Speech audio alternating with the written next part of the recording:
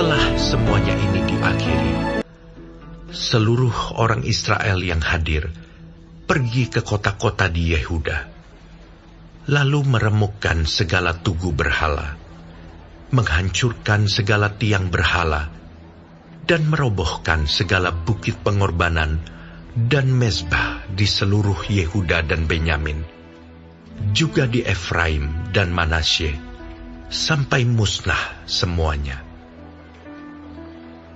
Kemudian pulanglah seluruh orang Israel ke kota-kotanya, ke miliknya masing-masing.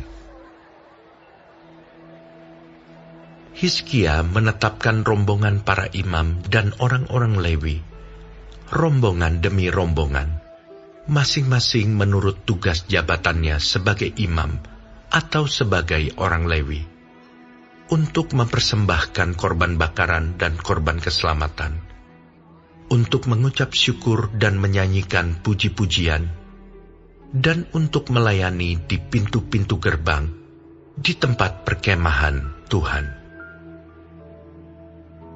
Raja memberi sumbangan dari harta miliknya untuk korban bakaran, yakni korban bakaran pada waktu pagi dan pada waktu petang, korban bakaran pada hari-hari Sabat dan pada bulan-bulan baru, dan pada hari-hari raya, yang semuanya tertulis di dalam Taurat Tuhan.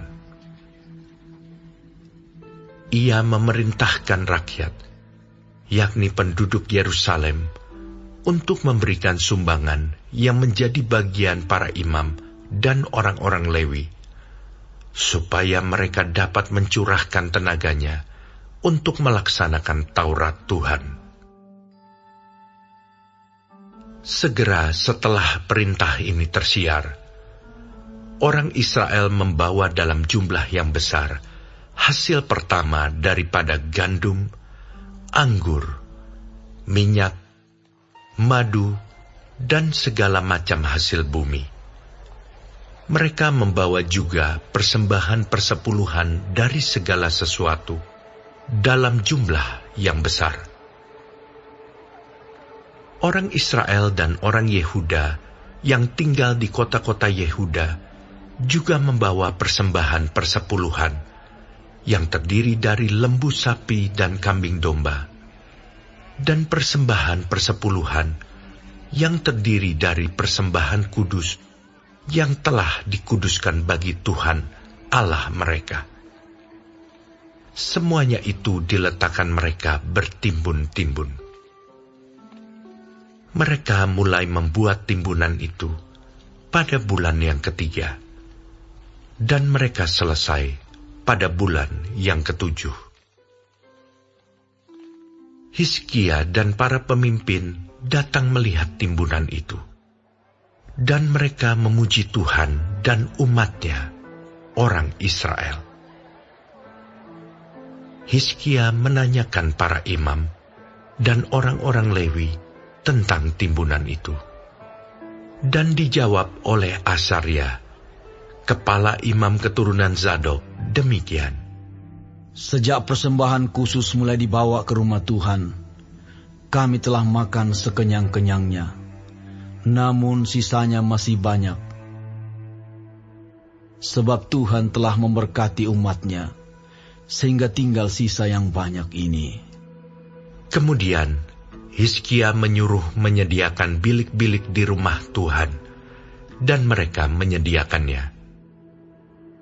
Dan dengan setia mereka membawa segala persembahan khusus, persembahan persepuluhan, dan persembahan-persembahan kudus itu ke sana.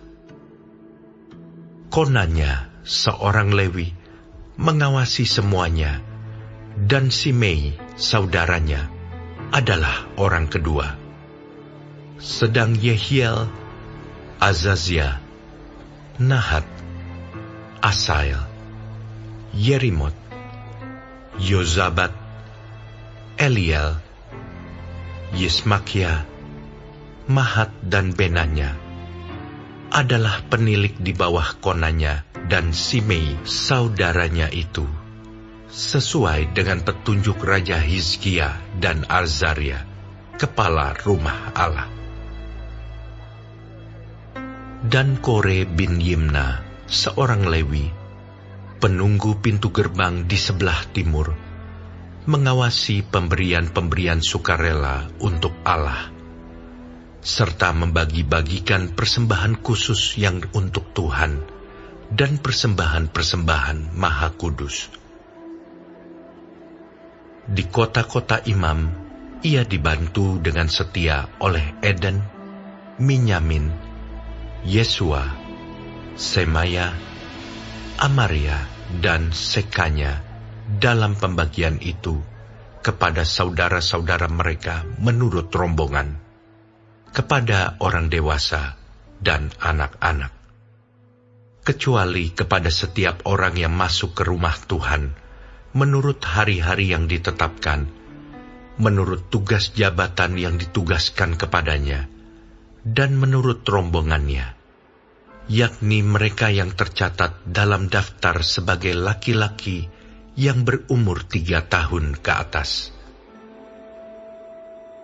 Para imam dicatat dalam daftar menurut puak-puak mereka. Sedang orang-orang Lewi yang berumur 20 tahun ke atas dicatat menurut tugas dan rombongan mereka. Para imam terdaftar dengan seluruh keluarga mereka, yakni istri, anak laki-laki, dan perempuan, seluruh kaum itu. Karena dengan setia mereka menguduskan diri untuk persembahan kudus. Bagi keturunan Harun, yakni imam-imam yang tinggal di padang-padang penggembalaan sekitar kota-kota mereka, di setiap kota ada orang-orang yang ditunjuk dengan disebut namanya, untuk mengadakan pembagian kepada setiap orang laki-laki dari keluarga imam, dan kepada setiap orang Lewi yang terdaftar. Demikianlah perbuatan Hizkia di seluruh Yehuda. Ia melakukan apa yang baik, apa yang jujur, dan apa yang benar di hadapan Tuhan Allahnya. Dalam setiap usaha yang dimulainya untuk pelayanannya terhadap rumah Allah dan untuk pelaksanaan Taurat dan perintah Allah, ia mencari Allahnya. Semuanya dilakukannya dengan segenap hati, sehingga segala usahanya berhasil.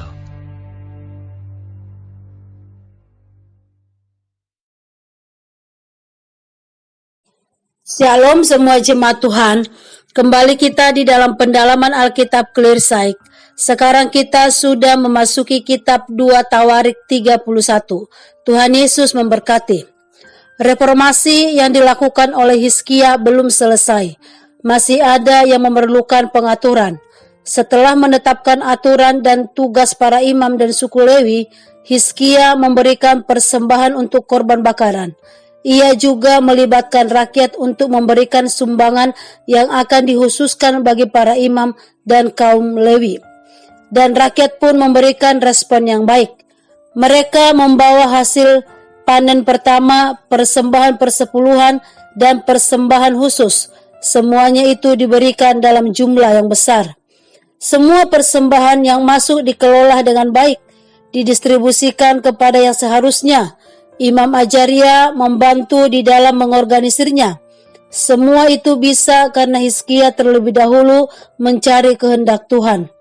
Hizkia terus mencari Allah dengan segenap hatinya di dalam segala usahanya, dan Tuhan pun memberkati Hizkia di dalam segala tindakannya. Teladan dari Hizkia yang bisa kita ambil adalah di mana Hizkia konsisten melayani Tuhan dengan terus mencari ketetapan dan kehendak Allah. Kiranya Tuhan menolong kita untuk terus mencari kehendak Tuhan di dalam setiap aspek kehidupan kita. Amin. Tuhan Yesus memberkati.